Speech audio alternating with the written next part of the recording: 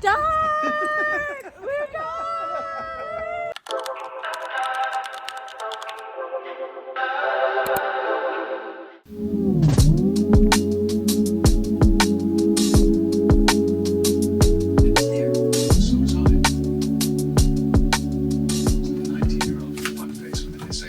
Hey loves, welcome to my channel. I'm Helgard, and this is basically an outlet for me. Okay, this is my digital diary, and today I'm basically going to be sharing about my journey through law up till this point. I've probably done a video like this a year ago or something, but this is like a major update. Okay, it's like a very up-to-date update, and essentially law has been something I've always wanted to do. My parents and people around me kept suggesting it because I liked arguing, but that wasn't the reason I fell in love with the whole law thing. Initially it was shows like Suits, The Good Wife, and you see how poised these lawyers are, and you're like, I want to be that. But growing up, it became more than just about like how they dress, how they talk, and more about the passion to do something that actually makes sense to me. And recently I've fallen in love with certain aspects of it that's like beginning to make sense, and I just want to share this journey with you. It hasn't been the easiest, of course. I've done school for like 9 years and I still don't have a PhD, but eventually maybe I may get something I'm interested in and I want to do. But till then, guys, we just gonna keep working at it, okay? Yeah. So as you can see, I changed my space. I moved out of my student accommodation. So quick recap, let's go back in time, okay? So as I said, I'm Helgard, and basically my journey through law. I finished high school some years ago and did my undergrad in political science and French, and that allowed me to go to France for a year. I feel like I've been saying this a lot this year because I've done a lot of interviews, but yeah, it's all gonna tie in, okay? Just stay with me. So I did my undergrad in political science and French and did a year abroad, got stuck in France during COVID, but it was interesting because I had some really cool friends with me and everything, but it got very annoying at a point because you couldn't see them, but it was, I mean, in hindsight, it was an interesting experience. And moving forward, after that, I did my national service for the nation, yes. And that was for a year. And as one of my close friends would say, you were asked to serve the nation, but you went to fall in love. And yeah, I did. But that's another story for another day, okay? Sue me. He was cute. And fast forward, I did my postgrad in law back home in Ghana, and I decided not to sit for the Ghana School of Law exams, but rather branch out because I've always wanted to be dual qualified in more than one country, and I felt it was a better opportunity for me to qualify in another country than come back home and do the post-call. Yeah. So that's basically been it till now. So I did my law conversion with University of Law with the Manchester campus, and it was actually interesting. I made some good friends and we had an interesting time. It was hectic as hell because like everything was like, so basically what's next for me is to work for some time and then serve for the SQEs, okay?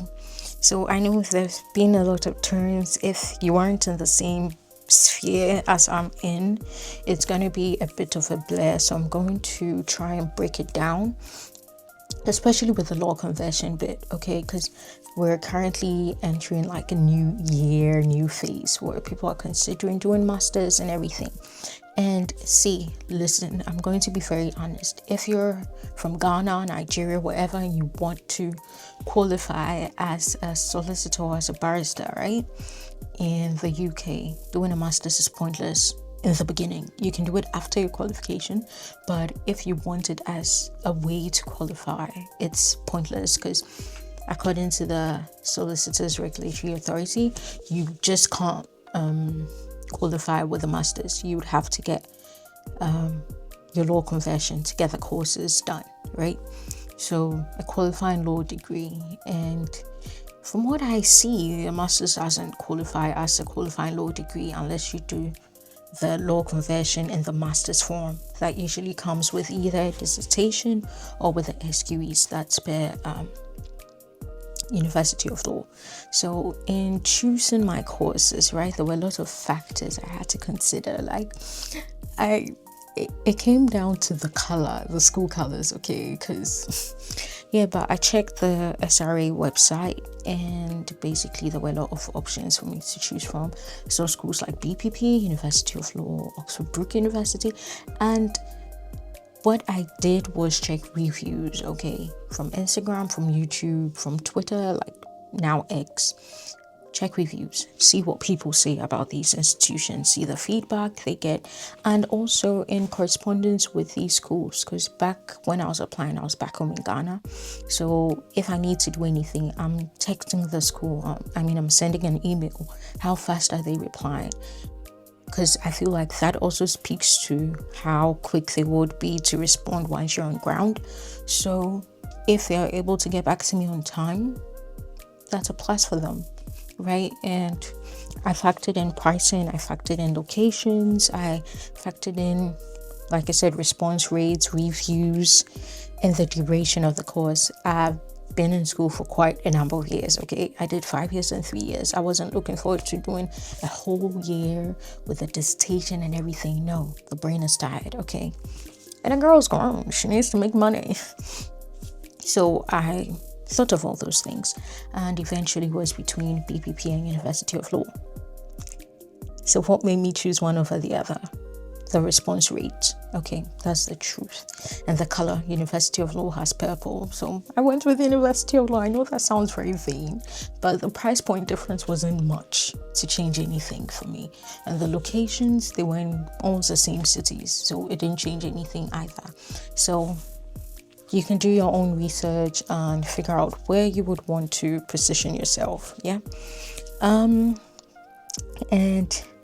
there are a few hot takes I'm gonna give right now, and I'm gonna term it as the legal tea, okay? In every video, not every, but when it's law related, we're gonna have our legal tea, okay? So when it comes to the qualifying work experience, you're promised, guys, with respect to the masters, that you would get, okay? But I'm talking about what I did. I did a postgraduate diploma in law, and that was for 8 months. So I finished end of August, right? And guys, there were barely any open cases with the pro bono clinics, okay? So your tendency to volunteer with the pro bono clinics is based on how many cases they have at hand, right? And so if the whole school is scrumming for these opportunities, you can just imagine. Undergrads are on it, full-timers are on it, part-timers are on it. So it just makes it a bit of a hurdle, especially when you're still trying to figure out your place and everything. That's the last thing you're thinking about until, maybe when you're finally settled in. By then, people would have already registered, and there'll be a backlog of names they would have to sort out. And even if you get the chance, you might just be an observer. That's the thing. So you may not get like real life experiences. So what I personally did, and what I would recommend you to do to build on your CV, you can look for external clinics that are run, and you can also check online for courses and stuff. Some firms put out their courses and work experiences that are virtual. I think I did one with Pins and Masons. It's one of the good firms I found. when I was doing my research. And yeah, it gave me an interesting insight into what they do in the basic levels of a firm. Okay, and I'm not saying it's going to get you like 100% busy where you're doing everything. I have clients, guys, no, but it puts you at the front as you're serious and you know what you're about and you're willing to put in the work and the research to make something happen. Okay, so basically you would have to be creative and outsource where you get your experience from. As simple as that. So what I would say are the positive sides of going with University of Law that I liked was that the lecturers, the teachers were actual lawyers. They had qualified, they had been through the phases we were in, and so it kind of gives you a real life insight into what things are, because obviously what you're reading in your textbooks is not like 100% the same way it's being practiced. So there's that, because even currently in my role in the textbook, it's saying, okay, give 3 days for this, that. In reality, for you to give 3 days and 4 days, they just combine and make it 7 days, and you're like, wait, what am I saying? You said this, and your head's just spinning. But then at the end of the day, the basic principles are the same. So what I personally wish I had started with was to really understand the principles and not just memorize them. I don't know if it makes sense. And now I'm kind of getting into that where I just sit back and read and make sure I really understand what this is about. And my boss does this thing where he kind of gives you a history on what something is before he really explains it to you. And that helps. That kind of helps. And it's kind of giving me an interest in that field of work. And we'll get into details about that soon. Okay, the exams. We've got open book assessments. It's a scam. So the thing about open book assessments is you've got limited time, right? So for me personally, what works for me was I would go with my flashcards. Okay, I literally have my flashcards with me for every paper I go for, and I've got them in topics. So if I'm going to sit for a contract law exam, for instance, and I see an objective question, the MCQs, I see a question on remedies against third parties. I don't know if you can see, but basically I have it just here, and I color code everything so it's easier for me to remember and know what I'm about. Okay, so yeah, so the same way in my digital notes, I have my contract law notes highlighted with pink and blue, so I know where I'm looking and all that, because it's a lot of information. Let's be honest, law isn't the easiest of courses. I mean, no course is really easy, but when you really want to do it, you put your head in it, you put your back in it, you put everything in it and make it work. So yeah, guys, I don't want this to be a super long video, but I feel like I owe you guys the gist, okay, what I've been up to and everything. So basically the challenges I've had moving here, it's been hectic. I get homesick every time, but what I find helps is doing my local food. Sometimes I order it because I just can't be bothered, but to save, cooking my local foods help a lot, because it makes me feel close to home. It makes me feel close to my mom and everything.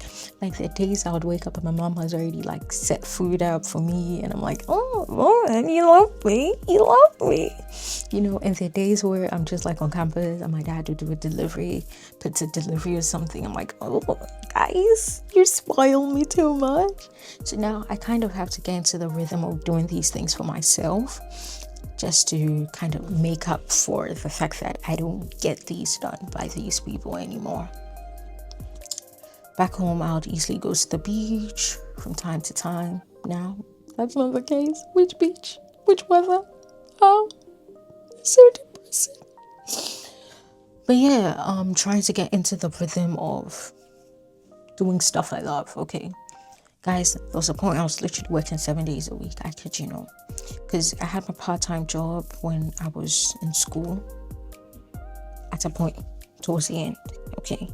And it was okay. It was fine. Because I was in school for 2 days a week anyways. Then I got this job. Yeah, and it's full-time 9 to 5 and everything. At the beginning was fine, doing Monday to Friday, then weekends I go Saturday, Sunday. But as I started like processing more of what we're doing in the main job, it started weighing down on me because I was prepping for an exam at the same time. And the solicitors qualifying exams, SQEs, are a lot, okay? A lot. And I was self-studying, guys. It was just too much. So recently I decided to quit my job in the UK. Yeah, I quit. So I quit my part-time job to focus on my full-time job, and I pushed the exam back so I could take my time and really study, because it really doesn't affect when I qualify. I feel like I've said this line so many times because I've had to explain it to my parents, my friends and stuff. But yeah, I pushed the exam back because at the end of the day, it's quite expensive. Not quite, very expensive for a student. It's expensive. And also, guys, it's a lot. I don't see why I should put myself through so much stress for a date that doesn't change when I'm going to qualify as a solicitor. I don't see the point. So I pushed it back for my own peace of mind. Now I've got my weekends to myself to do this, to talk to you, because it's been so long, okay? Yeah. Recently, I was talking to my friend about something that I was overthinking. And she's like, why are you overthinking it? Just do what you do best. Just yap. I'm like, girl, what are you saying? So I'm always like yapping, huh? But yeah, on a more serious note, I think I am. This is me. Like, if you leave me, I could literally talk for it to get to like 1 hour. But no, I'm not going to do that because I'll have to edit everything. So no, guys. So this is a new era where I'm doing little editing, as in cutting stuff out, because I just want to vibe. I just want it to be the real me, authentic me. I don't want it to be, because when I start cutting things out, right, I start overthinking, like, okay, this part, your nose was open too much. This part, like, you were smiling too much, you're geeking out. Or this part, your hair strands weren't like lying down. Bruh, this is me. I'm in my room. Who cares? The most important is getting the information out there, and I'm sharing this journey with you guys, okay? So yeah, welcome to this new era, and it's gonna be a diary vibe, okay? Where we get to chit chat like on a FaceTime call. Yeah, I'm trying to work on my editing more and put more effort into that. But aside that, I feel like it's just something I need. It's an outlet I need, because stopping this has made me quite depressed, to be very honest.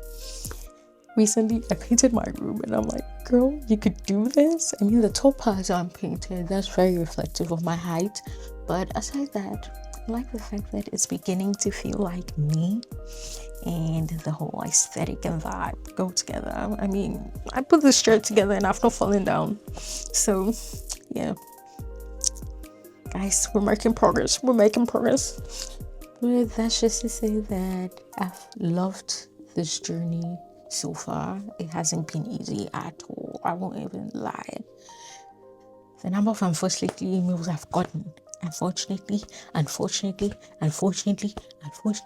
we are sorry to inform, bruh.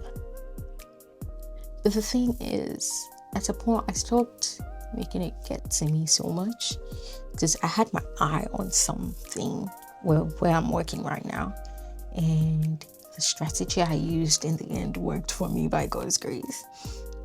So yeah, because where I am now, I went for the first interview like when I came in February or March, before Easter, right?